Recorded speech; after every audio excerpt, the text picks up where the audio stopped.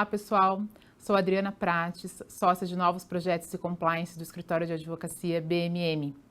Estamos aqui hoje para falar com vocês sobre os aspectos jurídicos da oxigenoterapia hiperbárica e também sobre compliance e LGPD. Meu e-mail adriana.prates@bmmlaw.com.br. Também segue o telefone do escritório, meu celular. Fiquem à vontade para enviar as dúvidas, sugestões, que estarei à disposição para respondê-las. Iniciaremos sobre a responsabilidade médico-legal. O que significa a responsabilização do médico profissional em decorrência da legislação? Primeiramente, é importante ressaltar os números envolvendo processos judiciais com a questão de erro médico. Então, a judicialização da saúde, que nós chamamos aqui, mostra a quantidade de processos que foram distribuídos entre os anos de 2008 e 2017, a evolução desses processos. Então, nós tivemos aqui em 2017, 57 mil ações judiciais distribuídas envolvendo a questão do erro médico. Em 2018, esse número saltou para 83 mil ações. Então, um aumento de 45% de ações que envolvem a questão de erro médico. Então, é importante ressaltar que é um número muito alto, né? A gente sabe que o judiciário é moroso, o judiciário brasileiro demora muito para julgar um processo. Esse tipo de processo, quando envolve erro médico, é um processo que demanda, em média, mais ou menos uns 4 anos só para você ter uma decisão, né? Dizendo se houve ou não um erro médico. Então, você imagina aquela pessoa, um paciente que entende ter havido ali um erro médico na conduta que o médico teve no procedimento com ele, entra com uma ação e todo esse tempo esperando uma decisão judicial para reparar algum erro, todo o prejuízo que eventualmente ele tenha tido em razão desse ato do médico. E do outro lado também o profissional, que se sente preocupado, considerando que há uma demanda judicial, discutindo o procedimento que ele fez, se estava correto ou se não estava correto, todas as implicações que isso pode gerar, tanto na questão profissional, quanto na questão criminal até também, porque o médico também pode ser processado criminalmente, e também nos órgãos de classe, eticamente. Então, fica uma celeuma, que a gente diz, né? O profissional, o médico, fica preocupado até que se decida o processo, e o paciente também fica angustiado esperando uma decisão judicial para poder ver o dano reparado. Então, você imagina 3, 4 anos para ter uma decisão, e isso depois você pode ainda ir para o Tribunal de Justiça, para as instâncias superiores, para ter esse julgamento finalizado. Então, considerando essa demora, você tem um prejuízo maior ainda, tanto para o judiciário, quanto para aquele médico e o paciente que estão envolvidos.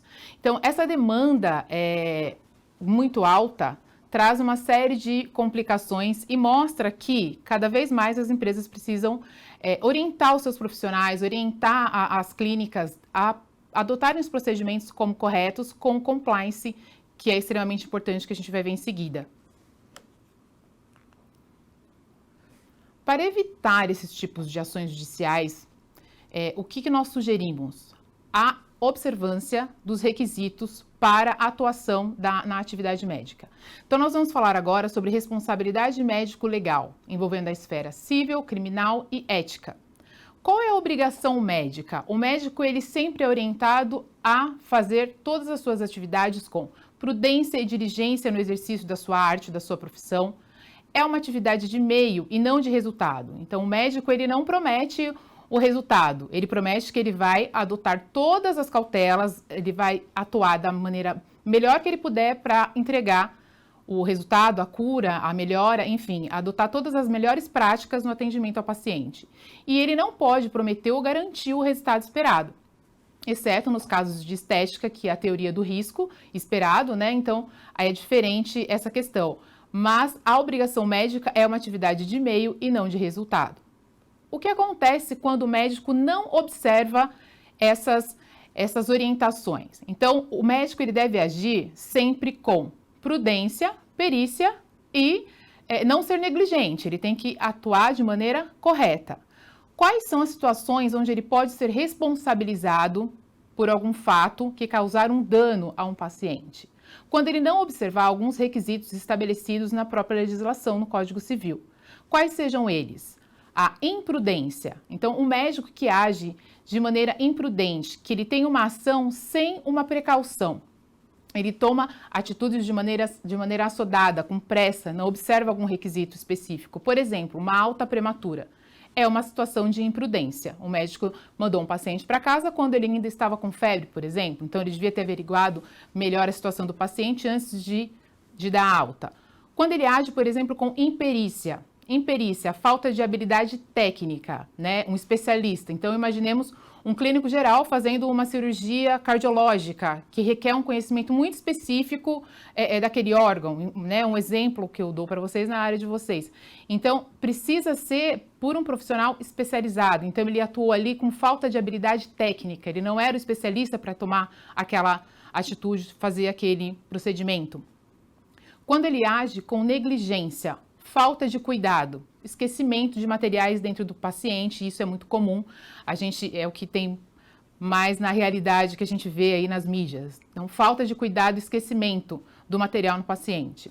E também com abuso de direito em razão da profissão. Então, ele diz, eu sou o médico, eu sei o que é melhor para você e eu vou te sugerir esse tratamento e você vai ter que aceitar e está tudo certo. Então, não é assim. Então, ele abusa do direito de médico. Então, as coisas têm que ser conversadas. O paciente tem que ser orientado de que o melhor tratamento seria nesse sentido, por causa disso, disso e daquilo, e não apenas imposto ao paciente.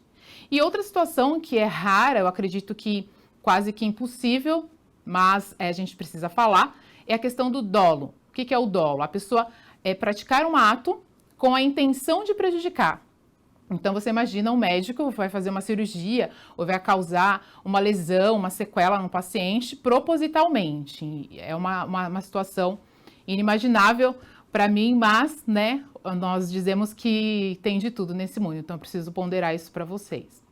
Quando há alguma dessas situações num procedimento que o médico efetua com um paciente, e esse paciente procura a justiça, vai ser apurado a culpa desse médico nesse procedimento que o paciente alegar ter sido prejudicado.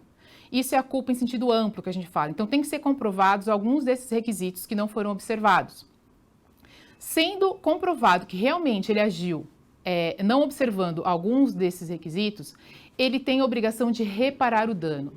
Esse é um dano que ele tem que reparar. Essa situação está prevista no Código Civil, que é um ato ilícito que ele efetuou contra uma outra pessoa, causa um dano, e aí quem causa o dano tem a obrigação de reparar. E aí o que acontece com a clínica? Então, se você disser assim, mas o médico que teve a atuação, o médico que praticou aquele ato que não foi observado de maneira correta, com imprudência, negligência ou imperícia, por que a clínica responde? A clínica responde de maneira objetiva, junto com o médico, através do Código de Defesa do Consumidor, que tem um embasamento legal. Então, não importa se o médico estava trabalhando dentro da clínica e ficar apurado que aquela responsabilidade foi realmente do médico, o médico efetivamente agiu com culpa, a clínica vai ser condenada juntamente com o médico. Então, assim, muito cuidado que o médico é a parte mais sensível. Então, se eu conseguir comprovar a culpa do médico, a clínica, o convênio, o hospital, todo mundo responde também juntamente com o médico com a indenização por perdas e danos a esse paciente que se sentir prejudicado e que definitivamente for comprovado ao final do processo. E o que a gente pode dizer sobre o procedimento estético? Então, como eu disse a vocês lá atrás, né, no último slide, a responsabilidade do médico, a atividade médica é uma atividade de meio e não de resultado. Não prometo resultado, exceto no procedimento estético. No procedimento estético, a responsabilidade é objetiva. É uma atividade de fim e não de meio. Então, eu prometo que eu vou fazer para você aquele nariz, aquela face, né, aquela boca, do jeito que você vê que eu faço nos outros pacientes e que é divulgado. Então, eu estou prometendo a você um resultado esperado. Você espera que fique daquele jeito. Então, é a teoria do risco criado. Ou seja, você já sabe que você tem uma obrigação a fazer com o que você prometeu para o paciente. E aí você tem que cumprir. Não cumprindo, você já sabe que você vai ter que indenizar pelas perdas e danos. E com relação à clínica? A clínica tem duas situações, como eu disse a vocês. Se o médico que trabalha dentro da clínica foi responsabilizado por algum dano causado, a clínica responde imediatamente juntamente com o médico. E se apenas a clínica tiver cometido algum dano, que por exemplo, dano causado em razão da falha do serviço, a estrutura da clínica ou do hospital. Imagine que o paciente caiu da maca. É lógico, caiu da maca, sei lá, porque a maca estava quebrada, ou não estava com a manutenção, ou ele foi se virar e caiu. Essa responsabilidade é do hospital, é objetiva. Estava dentro do ambiente do hospital e ele responde pelos danos causados ali dentro do hospital. Exceto se, por exemplo, o médico foi manipular o paciente, não manipulou de maneira correta e ele acabou caindo. Aí entra a questão de novo do médico, a responsabilidade subjetiva. Mas quando o médico não está dentro desse cenário, a responsabilidade é objetiva da clínica ou do hospital. E aí, novamente, ela vai responder com indenização de perdas e danos contra esse paciente. Diante de todos esses cenários, nós observamos que a parte mais sensível dessas ações judiciais, a parte mais sensível das clínicas e hospitais, realmente são os médicos. Então, os médicos, eles estão geralmente envolvidos em ambientes estressados, hospitais públicos, ou até mesmo, principalmente agora em virtude dessa pandemia da Covid-19, nós temos aí, esses hospitais estão uma loucura, como a gente vê nas mídias. Então, o ambiente já é estressado, o médico ele é submetido à pressão, a estresse constantemente. Os hospitais, principalmente os públicos, cada vez mais sucateados, isso também aumenta o estresse do médico, o dia a dia dele já é mais complicado. Há muitas punições, como vocês viram, o médico ele pode ser punido tanto na esfera civil, quanto na criminal, quanto na esfera ética também, no CRM. E há os riscos, então há muitos riscos envolvendo a atividade médica. Qual é a forma que o hospital ou a clínica onde esse médico atua pode ajudar a diminuir essa situação e evitar que isso demande ações judiciais? Ninguém quer abrir uma clínica, principalmente vocês que estão fazendo curso de medicina hiperbárica, ninguém quer abrir uma clínica para ter problemas de processos judiciais. Então, recomendamos observar alguns requisitos que o compliance orienta. Geralmente, os hospitais, todas as empresas hoje em dia já estão com o compliance bem acentuado, bem estabelecido. Às vezes só não tem o nome de compliance, mas o compliance, a gente vai ver daqui a pouquinho, é uma forma de você normatizar e controlar todos os procedimentos, evitando riscos, evitando que essas problemáticas que nós encontramos dentro dos hospitais, que eu acabei de falar agora, desemboquem, desencadeiem ações judiciais ou prejuízos também financeiros para a empresa e prejuízos também para o profissional. Quais são os benefícios que o compliance propõe, considerando essas problemáticas? Redução de demandas judiciais ou até mesmo nenhuma demanda judicial. Segurança para os pacientes. O paciente ele também se sente seguro quando ele entende que há um procedimento dentro da clínica ou do hospital. E redução de risco da atividade médica. Todas essas problemáticas eu consigo reduzir da atividade do médico se eu tiver um procedimento estabelecido, se eu tiver uma fiscalização, se eu tiver um controle mais assertivo. Então, nós vamos falar agora sobre o compliance médico e em seguida da LGPD, que é a Lei Geral de Proteção de Dados, que está aí na mídia e é muito importante que vocês tenham em mente quais são os critérios que devem ser observados para manter a segurança desses dados. Bom, vamos falar agora do compliance. Gerenciamento de risco médico-jurídico através do compliance. Compliance ele vem do inglês to comply, cumprir, obedecer. Agir de acordo com regra, instrução, comando, como eu disse anteriormente. Você delimita quais são os procedimentos da clínica, do hospital. Por exemplo, o médico ele já tem automaticamente na profissão alguns protocolos do parto, de como que você faz uma cirurgia, os materiais que você coloca na mesa para fazer uma cirurgia, todos os instrumentos. Há uma contagem desses materiais no início da cirurgia, ao final da cirurgia, conta-se novamente, ou seja, todos têm que estar ali para realmente, não aconteceu nada, nenhum instrumento foi perdido, não ficou nada no paciente, no caso de uma cirurgia. Para isso você consegue evitar riscos e garantir que efetivamente foi adotado o procedimento correto junto ao paciente. Isso é agir de acordo com regra, instrução, comando. E com isso você faz o quê? Evita, detecta, trata desvio ou não conformidade que pode te gerar um prejuízo. Então, aquele médico que não observar os requisitos da clínica, os procedimentos da clínica, você consegue detectar antes de acontecer um prejuízo maior, antes de haver uma demanda judicial alegando algum erro, ou até mesmo alguma reclamação mais administrativa dentro da clínica. A compliance médica. Qual é o objetivo maior da compliance médica? É a gestão profissional dos hospitais e clínicas, postura de integridade dos colaboradores e de terceiros envolvidos. Então, o compliance ele faz com que essa relação entre médico e clínica fique cada vez mais próxima. Então, eu preciso aproximar o médico da empresa que é o hospital ou a clínica para que eles ajam de maneira conjunta, entregando o melhor resultado ao paciente. E como que você faz isso? Implementando políticas de conformidade, procedimentos e padrões de conduta. Quando você implementa essas políticas de conformidade, você dá mais segurança até ao próprio médico. Como que essa clínica atua? Qual é o procedimento que ela adota internamente? Porque todos esses procedimentos que a clínica, que eu falo procedimentos, as regras, isso são regras discutidas, são questões discutidas entre toda a diretoria da clínica, entre a diretoria do hospital, entre os médicos que ali trabalham, e é construído um compliance. Então, imaginemos que você vai montar uma clínica do zero.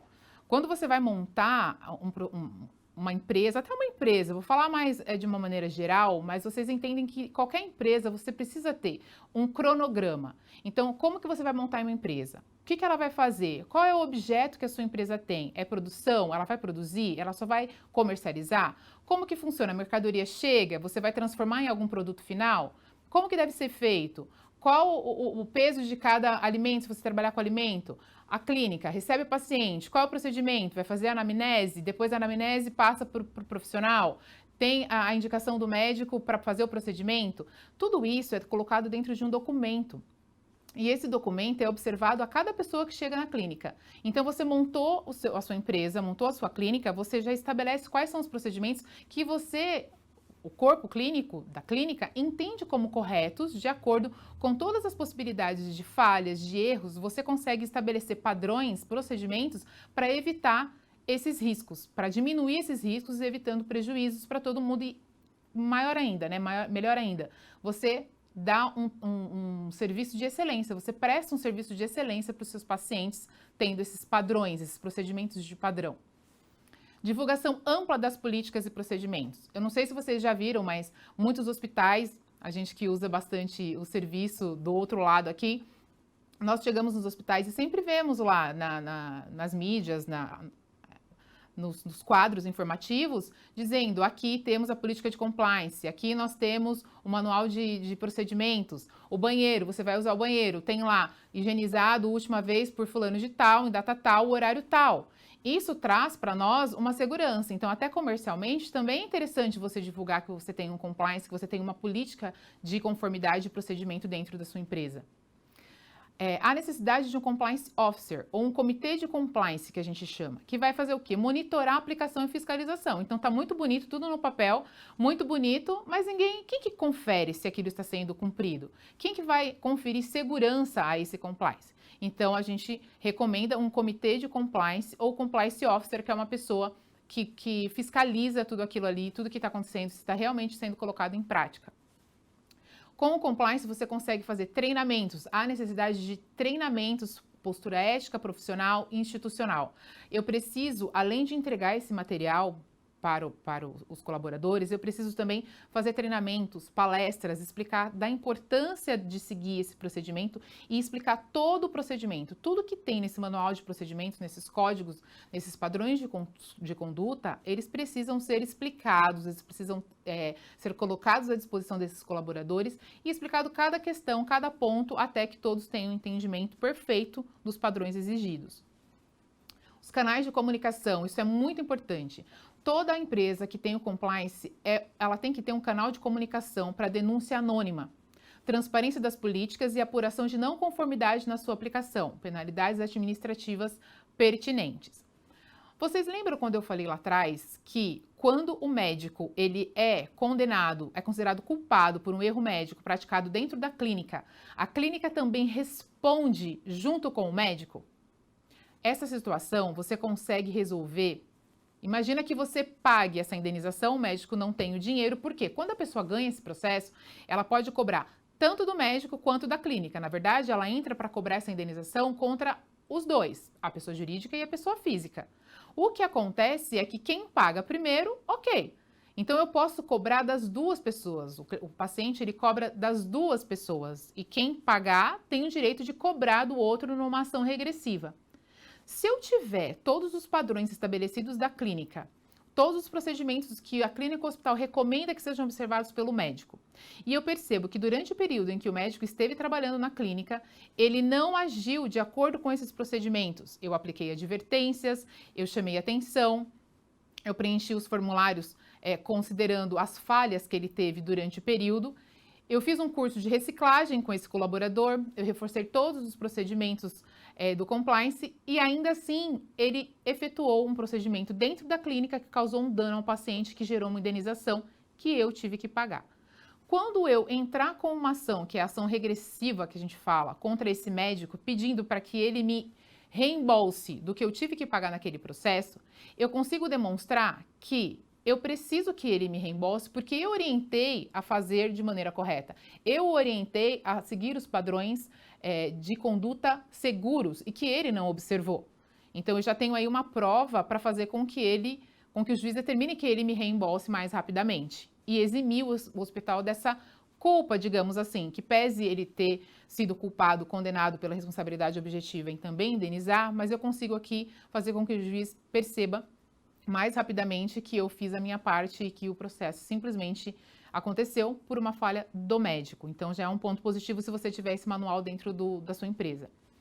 O ato do profissional em não conformidade com as políticas, condenação da clínica, ação regressiva, que eu acabei de falar. Outra coisa, esse canal de comunicação é extremamente importante porque às vezes eu tenho vários profissionais ali e pode ter um profissional que ele não está seguindo aqueles procedimentos. Não está seguindo o código de conduta, algum ponto do compliance que ele não está seguindo. E tem algum outro colega que segue rigorosamente, mas como que ele vai fazer? Ele não quer falar para o superior, ele não quer falar para o colega, ou ele já até falou para o colega, mas o colega não observou e continua praticando aquilo de uma maneira equivocada. O canal de denúncia anônima de comunicação, ele é uma ferramenta muito útil nessas situações, porque o objetivo é atender o paciente da melhor maneira possível. Não importa de onde veio a informação vem, você vai tratar e você vai averiguar. Realmente procede? Se procede, você tem uma atitude para poder resolver aquilo e não deixar aquilo te trazer prejuízo. Então, pensem, o compliance é realmente você evitar problemas. Essa é a função primordial. Quais as outras medidas importantes que o compliance também te ajuda, te assegura? Fornecedores idôneos. Então, sempre procurar ter relações com fornecedores que também forneçam materiais de boa qualidade, a qualidade na prestação de serviços também seja de excelência. Contratos claros com as operadoras de saúde. Por exemplo, sempre consultar um advogado. Então, você celebrar um contrato com qualquer tipo de prestador de serviços, com operadoras de saúde, submete para o seu escritório, para o seu advogado, para que ele olhe as cláusulas, para que ele verifique esse contrato, para ver se não há nenhum prejuízo com relação aos direitos e atividades da clínica ou do próprio médico. Impossibilidade de colaborador envolvido em ações contrárias aos interesses ou imagem da organização. Eficiência do compliance, mapeamento dos riscos, metas, a missão, a visão, os valores institucionais. Quando você coloca um procedimento a ser seguido dentro da clínica ou do hospital, o profissional, ele entende qual é o seu objetivo, qual é a missão, qual é a visão daquela empresa. Porque eu estou falando aqui de uma empresa onde eu tenho um advogado. Desculpa, estou pensando aqui já na minha profissão.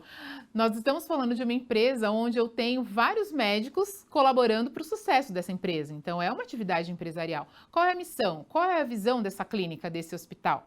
É excelência no serviço? É inspirar novos profissionais na medicina hiperbárica? Então, esse procedimento assegura também essa expectativa do colaborador. Então, eu trabalho no hospital, numa clínica onde eu consigo alcançar a missão, a visão e os valores através da segurança que esse manual de procedimentos e que efetivamente funcione, que é o que a gente diz aqui, eficiência do compliance, né? Então, ele é efetivo, eu consigo mapear os riscos e eu estabeleço as metas. Então, dali também eu consigo estabelecer outras questões que não só a segurança do ato médico, mas sim de toda a empresa.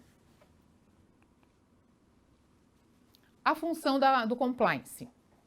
Analisar meticulosamente os riscos operacionais dos atendimentos e procedimentos médicos. Gerenciar os controles internos, as normas, os procedimentos em todas as áreas da organização. Desenvolver projetos de melhoria contínua dos serviços e adequação às normas técnicas. Interpretar leis e adequá-las ao universo da empresa. Então, como eu disse, o compliance ele te dá também uma gestão da sua empresa. Não é apenas a segurança do ato médico, a segurança do dia a dia da clínica, mas você consegue identificar as melhorias que você pode aplicar, porque você tem ali um canal de comunicação, você tem um colaborador mais envolvido, você tem os treinamentos e você consegue distinguir do que já está mais arcaico, que você precisa melhorar, e tem a contribuição dos colaboradores porque eles entendem aonde que a clínica quer chegar. Então, você consegue também ter uma visão global do seu negócio, da sua clínica, utilizando o compliance. Os benefícios do compliance. Tá, você vai me dizer, Adriana, mas você está me dizendo que eu tenho que ter todo um manual de procedimento, código de conduta, toda uma questão burocrática, que eu tenho que ter manual, que eu tenho que deixar ele fixado lá na clínica para os pacientes entenderem que eu também tenho um manual de procedimentos. O que isso me traz de benefício? Analisar os riscos jurídicos e pontos sensíveis na rotina das empresas de saúde. O que pode me gerar prejuízo, né? Essa vulnerabilidade jurídica. Apresentação de relatório descritivo com análise e consultoria de pontos que podem ser aprimorados. Ganho de credibilidade por parte de pacientes, de fornecedores, é o que eu disse. Você chega no hospital, você vê que há um manual de procedimentos, que há um procedimento a ser adotado, que há um controle, que há um compliance, você se sente até mais seguro. Até comercialmente é uma forma de você atrair mais clientes. Aumento da eficiência e da qualidade dos serviços prestados. Você vai ter mais segurança ali, o profissional ele vai prestar mais atenção, já deve prestar atenção, mas ele vai prestar mais atenção ainda porque ele sabe que ele vai ter um controle, tem uma pessoa observando, tem uma comissão observando as atividades dele aí. Melhora nos níveis de governança corporativa. Oferece prevenção. Muitas empresas ou profissionais de saúde só pensam no compliance quando já foram punidas por algum problema, né? Então, se você não tem nenhum processo judicial, ótimo, continue assim. E para evitar novos processos judiciais, faça o compliance, age de acordo com as normas legais já existentes e as melhores práticas que você identificar dentro da sua clínica que você queira estabelecer, que visem sempre a segurança do paciente e também a segurança do profissional que vai lidar ali com diversas situações e que também requer muito cuidado por parte do dono da clínica, do empresário, que não deixa de ser um empresário também. Os resultados desse compliance. Redução e eliminação de erros, que nós já falamos. Na verdade, isso daqui é todo um resumo do que eu já falei para vocês pontualmente. Aumento da qualidade na prestação dos serviços. Fortalecimento da marca da instituição no mercado. Prevenção e redução de processos jurídicos e indenizações. É melhor prevenir do que remediar. Captação e conquista de clientes externos e internos. Gerenciamento efetivo do negócio. Por que esse gerenciamento efetivo do negócio? O compliance, você vai pensar assim, Adriana, o compliance é só então para eu ficar ali colocando o procedimento, como que eu faço? Não, o compliance a gente usa muito para fazer gestão. No escritório a gente utiliza muito e as empresas também. O compliance é um tema que está totalmente, já não é nem atual, eu já digo que já é usado há muito tempo e as empresas tendem sempre a melhorar. Através do compliance, você consegue gerar um relatório de quantas sessões você fez na clínica, qual o custo dessa sessão, você consegue identificar qual a idade desses pacientes, qual o maior problema que está sendo tratado através dessa terapia, você consegue saber o custo que você tem na sua clínica, no seu hospital, o custo de colaboradores, o custo de matéria-prima, de insumo, enfim, tudo isso, quando você tem dentro do compliance, você consegue fazer um gerenciamento mais efetivo do seu negócio, em que pese isso ser chamado de fluxo de caixa, mapeamento, é risco, mas quando você consegue colocar isso também dentro do compliance, você consegue ter uma visão mais efetiva do seu negócio. Redução de custos e recursos, tomada de decisão mais assertiva. Se você vai mudar algum procedimento lá dentro, você viu que realmente o paciente tratado com determinada doença, com a terapia hiperbárica, não dá tanto resultado. Isso você traz através de um relatório gerado pela própria equipe de compliance. E ali você muda a forma de tratar aquele paciente, ou você desenvolve, estuda com a equipe médica um outro tipo de tratamento, uma outra condição, ainda que dentro da área hiperbárica, da área de vocês. Sustentabilidade do negócio e o consequente aumento nos lucros. Nós estamos falando de uma clínica de um hospital e isso deve ser considerado como uma atividade empresarial. Qual o objetivo da atividade empresarial? Além de fazer com excelência o seu trabalho, o seu serviço, também é ter lucro, também é ter rendimento, também é ter um crescimento. Com o compliance, tudo amarrado, que a gente fala, com um controle bem assertivo, você consegue ter uma visão de negócio, de prestação de serviços e também de lucro, a estimativa, a perspectiva de crescimento. Então, o compliance, gente, é extremamente importante. Vocês devem estabelecer desde o início das atividades na clínica. Se vocês já têm clínica ou se vocês já trabalham em empresas, enfim, vocês já devem observar todos esses procedimentos, porque essa segurança é extremamente importante tanto para o profissional quanto para a empresa e os novos clientes, pacientes que vocês pretendem alcançar. Inclusive também os próprios fornecedores, as pessoas com quem vocês trabalham, também sentem mais segurança e você consegue melhores parceiros. Tem clientes que inclusive exigem que o terceiro que vai prestar um serviço tenha o compliance implementado dentro da sua empresa. Então, o compliance é uma coisa que tem que ser feita desde o início, para ontem, para já, para poder ajudá-los no negócio. Conceito geral de LGPD é a proteção de dados pessoais.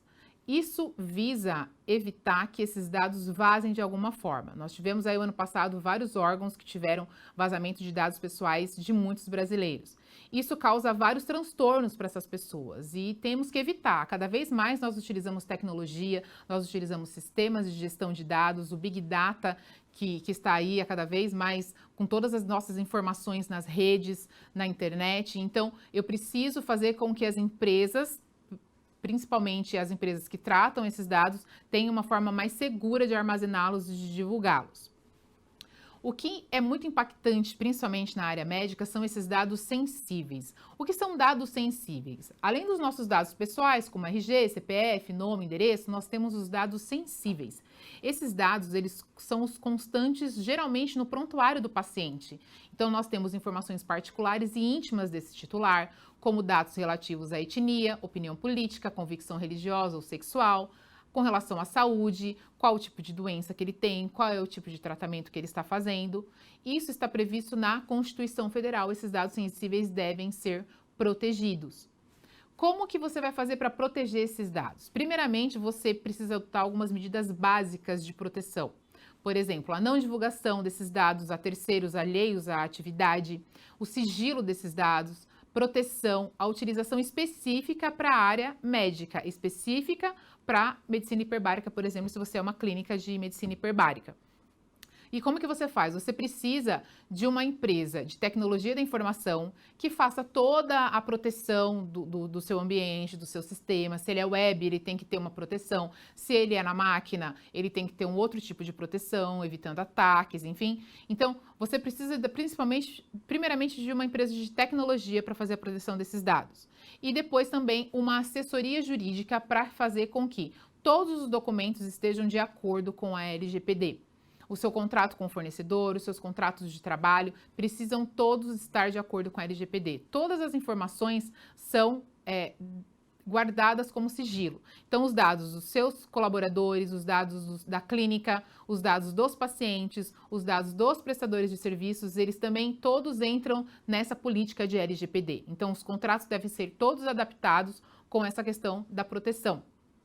Todos os seus colaboradores, eles devem ser treinados e explicado a eles essa política da segurança dos dados que é a LGPD. Há a possibilidade também de você ter um acesso limitado a cada colaborador de acordo com a função dele. Por exemplo, a recepcionista só vai lhe ser permitido inserir as informações quando o paciente chega, por exemplo, as informações básicas, nome, RG, endereço, CPF, o médico que está recomendando o tratamento e depois a parte do sistema onde o médico descreve qual é a problemática, qual é a patologia que o paciente tem, qual é a indicação, mais algum outro dado sensível. Esse colaborador, essa recepcionista que atendeu esse paciente, ela não terá acesso a essa parte do sistema. Apenas o médico através do seu outro acesso maior, mais amplo. Então, é importante também delimitar os acessos justamente para evitar que essas informações sensíveis não sejam divulgadas a pessoas que não teriam, por exemplo, a mesma obrigação do sigilo que o médico. há uma necessidade de você ter essa segurança dentro da clínica. A LGPD ela ainda está sendo implantada, há muitas questões envolvidas, há muita discussão, mas o que já se definiu é que deve-se observar, sim, a política de proteção aos dados pessoais. E vocês, enquanto médicos, enquanto clínica, devem se preocupar principalmente com esses dados sensíveis que dizem em relação à saúde do paciente. Agora vamos falar sobre a medicina hiperbárica, a atuação da medicina hiperbárica do Brasil. Desde 95, já é autorizado o procedimento envolvendo a oxigenoterapia hiperbárica, a OHB. E ela é tida como uma modalidade terapêutica, ela não é uma especialização. Então, nós não podemos dizer que há um médico hiperbarista. Há um médico que tem um treinamento, né, uma competência médica em medicina hiperbárica. A competência para indicação do procedimento de oxigenoterapia hiperbárica é exclusiva do médico. Então, só o médico é que pode recomendar a terapia. E não deve ser colocado, após o nome do doutor, a expressão médico hiperbarista. Por quê? Porque não é uma especialidade, tal como cardiologia, pediatria, endocrinologia. Então, deve ser colocado o nome do médico e, em seguida, OHB, né? Ou medicina hiperbárica, mais o CRM dele, mas não a expressão médico hiperbarista, que não é permitida. Aqui tem a questão do Tribunal de Justiça da Bahia. Eu vou falar para vocês, mas eu só deixei bem claro aqui no slide para vocês entenderem a questão dos enfermeiros. Havia essa ação na Bahia onde o Corém pleiteava que os enfermeiros também pudessem acompanhar a aplicação da terapia, exclusivamente, sem a assistência, sem a supervisão do médico. E o Tribunal de Justiça decidiu que não, o Tribunal Federal, desculpa, lá da Bahia, decidiu que não, que o procedimento, ele não pode ser acompanhado exclusivamente por um enfermeiro, apenas pelo enfermeiro, porque não está dentro das modalidades que o enfermeiro, ele tem pelo Corém, tá? Então, o médico, ele vai acompanhar todo o procedimento e o enfermeiro também está presente. Então, o enfermeiro, ele pode acompanhar, mas sob a supervisão do médico, nunca sozinho. Tem que sempre ter um médico especializado na medicina hiperbárica para acompanhar toda essa terapia, não apenas um enfermeiro. Aqui estão todas as regulamentações da atividade da medicina hiperbárica no Brasil.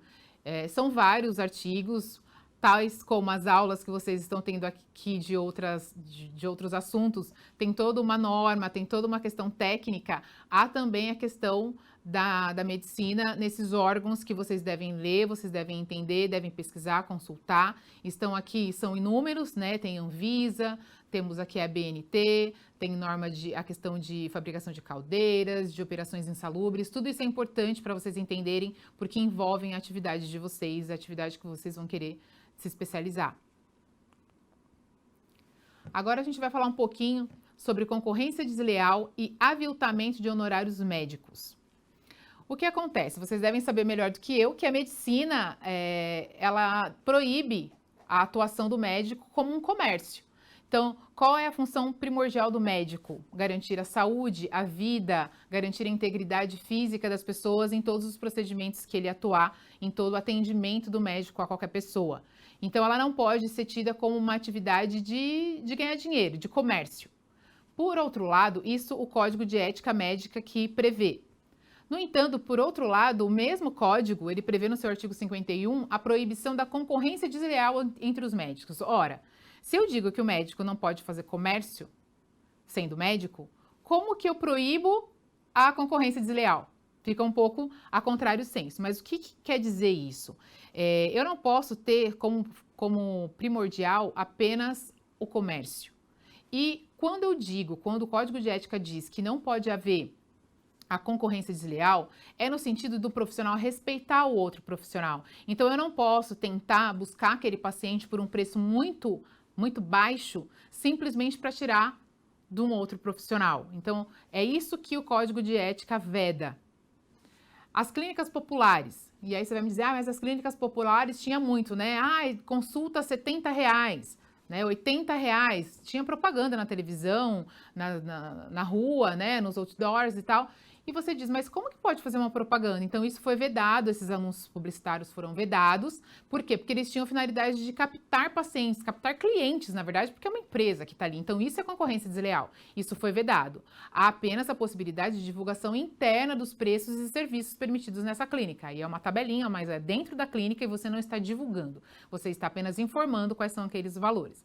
Então, é proibida essa atividade de comércio com relação aos médicos. E também é proibida a concorrência desleal, de acordo com o que eu disse aqui agora. Eu não posso ir lá e colocar defeito no outro colega, no trabalho que o outro colega fez, ou no orçamento que o outro colega colocou. Há muitas questões envolvendo procedimentos, né? Na época, a questão da cirurgia bariátrica, o mercado ficou muito aquecido, médicos cobrando valores absurdos, outros bem baratos, e um monte de gente fez a cirurgia e teve problemas porque a qualidade do serviço prestado não era compatível com o preço que o profissional cobrava. Enfim, há N situações que vocês devem saber melhor do que eu e as mídias mostram pra gente também. Então, há uma necessidade de bom senso na hora de você cobrar os honorários médicos.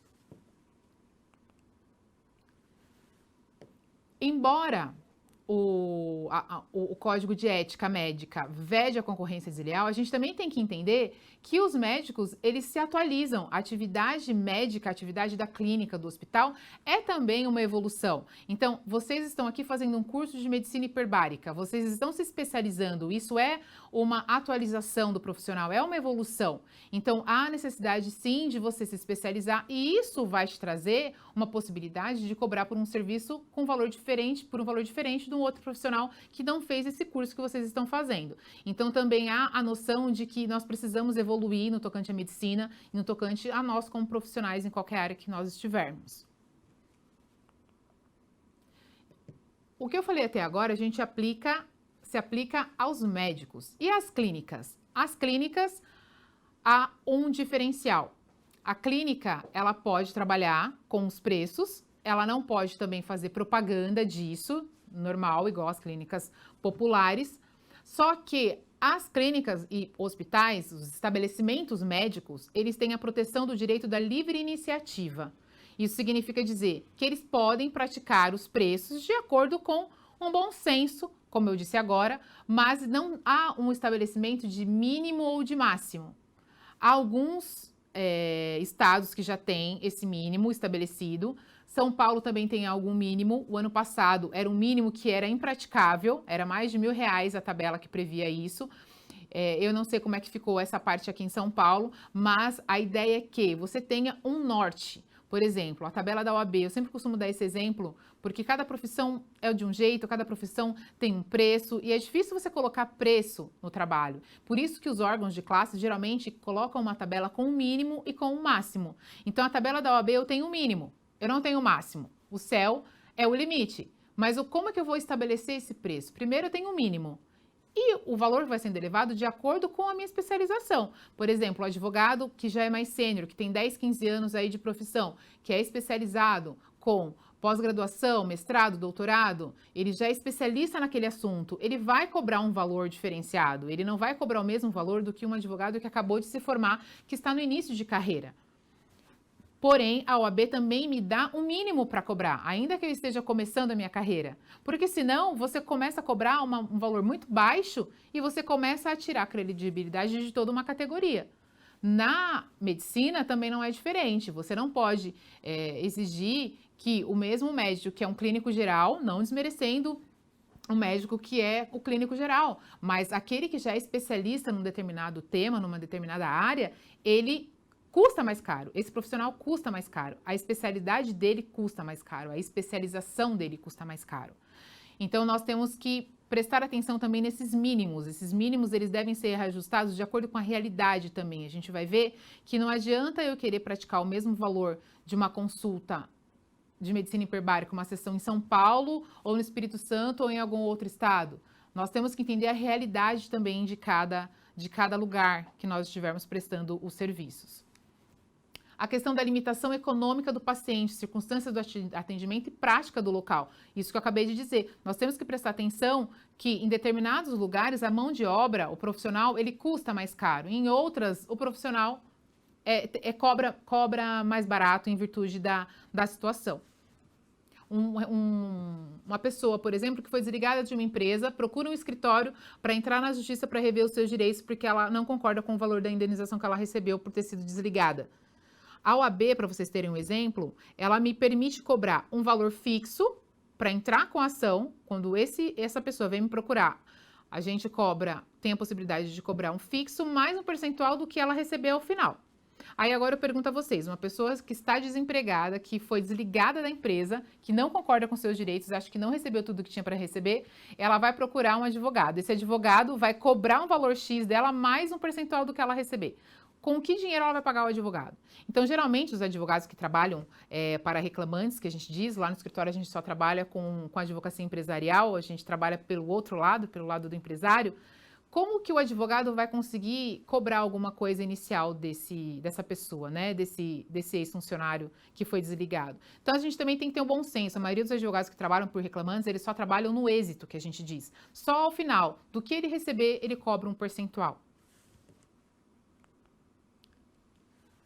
Preço vil ou extorsivo. Outra coisa importante também. Ou você cobra muito ou você cobra muito pouco. Isso também tem que ser coibido. Você não pode deixar com que um profissional barateie demais um procedimento, uma prestação de serviços, e você sabe que aquela qualidade não vai ser prestada da melhor maneira. Então, por exemplo, você tem aí um valor de, sei lá, R$1.000 a sessão de medicina hiperbárica, né, de hiperbárico.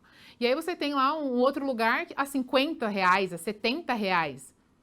É um absurdo, então é muito diferente. Nessas situações, você pode, inclusive, fazer uma denúncia do médico no CRM, se é um médico, né, no caso o CRM, se é uma clínica, também tem um órgão que você pode reclamar, mas se faz extremamente necessário coibir essas práticas, porque senão fica totalmente desassociado da realidade, tanto da evolução da medicina, como da prática da melhor atuação médica, da melhor prestação de serviços. Você fica de uma maneira deixando o paciente, muitas vezes, inseguro também. Por que um custa tão pouco e o outro custa tão caro? Há também que se pensar nisso. As clínicas especializadas, elas vão cobrar mais, porque o atendimento é especializado, você está fazendo um curso de medicina hiperbárica, você tem uma estrutura, você é especialista naquele assunto, você é autoridade naquele assunto. Os convênios e clínicas particulares, eles têm um atendimento mais massificado, e aí é uma outra forma de atuação.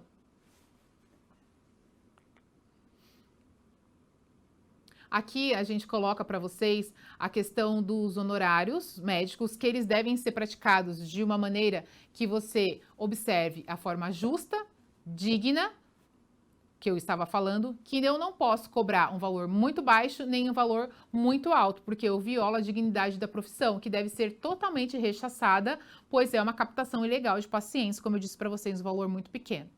E tem a resolução 236 de 98 e a 7594 também, que fala sobre os valores mínimos a serem pagos para os médicos na questão de clínicas, tá? De prestadores de serviços de empresas de seguro-saúde, de medicina em grupo, que são os convênios, as cooperativas, enfim.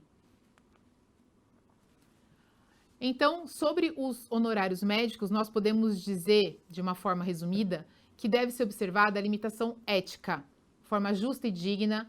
Preço vil é uma falta de ética, é uma concorrência desleal e deve ser coibida e denunciada, principalmente porque ela tem a finalidade de captar clientes. Então, como eu disse a vocês, a finalidade do médico não pode ser tida simplesmente como um comércio, ela deve garantir os principais bens que a gente fala, que a gente tem os bens jurídicos, que é a vida, a saúde, a integridade, o melhor tratamento a ser oferecido, a melhor técnica, a dedicação, todo o esforço do médico em prestar o melhor tipo de trabalho, o melhor tipo de serviço para o paciente. Então, eu não posso deixar que um outro profissional venha com preço muito baixo, simplesmente para poder ter mais pacientes, ter um volume maior e praticando uma concorrência desleal que deve ser coibida, tentando captar clientes de uma forma absurda.